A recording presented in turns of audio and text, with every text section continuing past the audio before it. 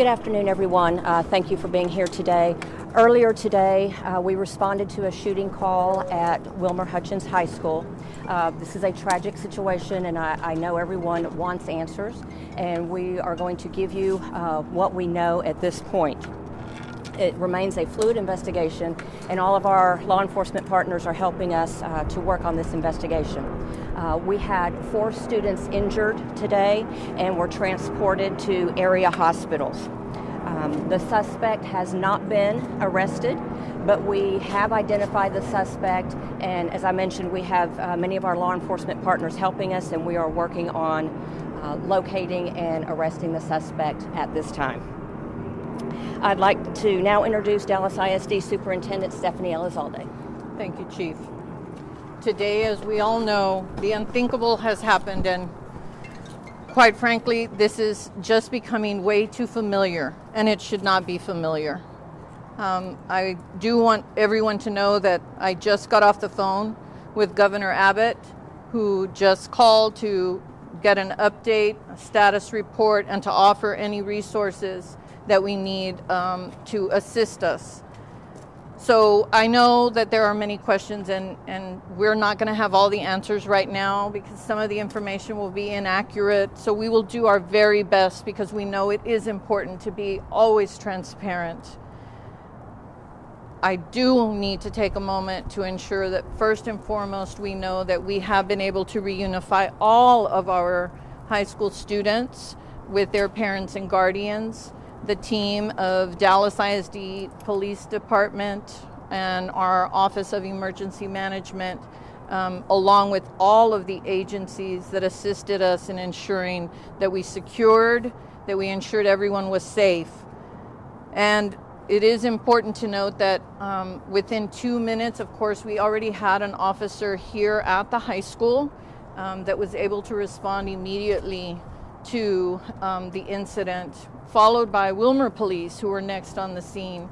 But I'm sure that you can tell that there were multiple agencies from the Sheriff's Department, the City Police, whether it was City Police from Dallas, City Police from Wilmer, City Police from Hutchins. Of course, DPS troopers have been here.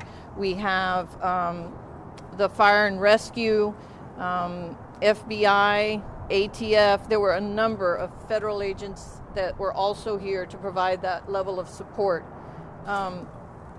What I can tell you is our team worked very deliberately to ensure first and foremost that everyone was safe on campus as soon as the incident was reported, and provided of course treatment to each of the individuals.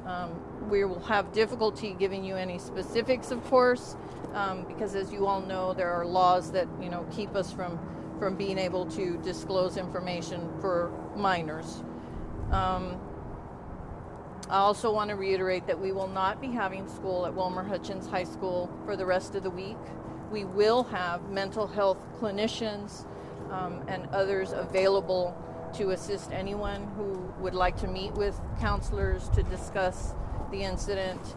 You don't ever just get used to this, and I am very aware of that.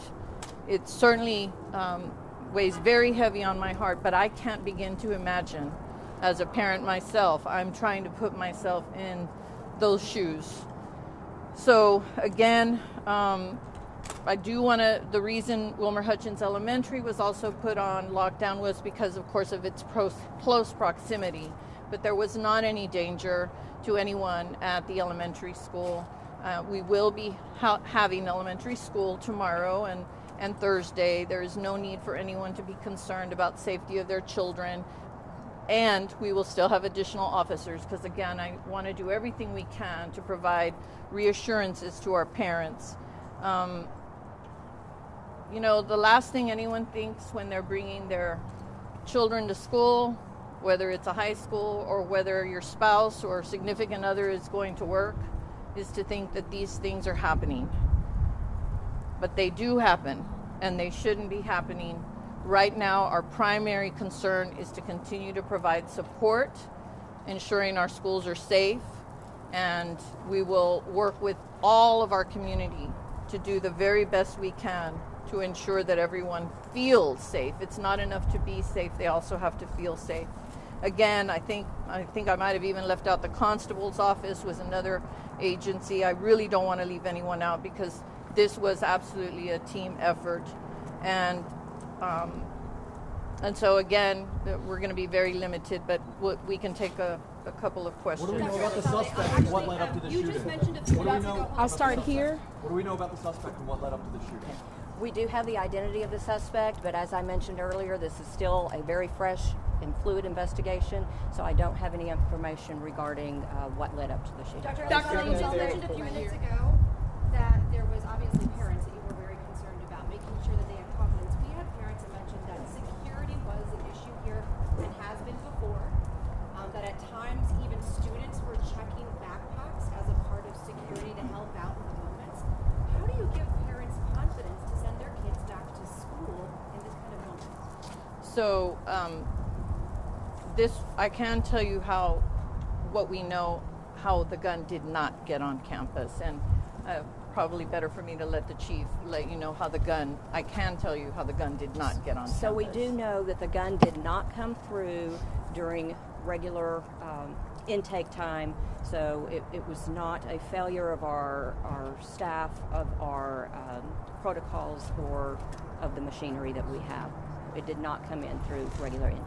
Can you expand on that? 'Cause that I seems a big cannot. thing. I cannot We're not at going this to time. expand. We do appreciate your time. Thank you so much. We were only able to take 2 questions, and we appreciate your time. Thank you so much. Thank you. How it got in the first place? Thank you. Judge Jenkins, is there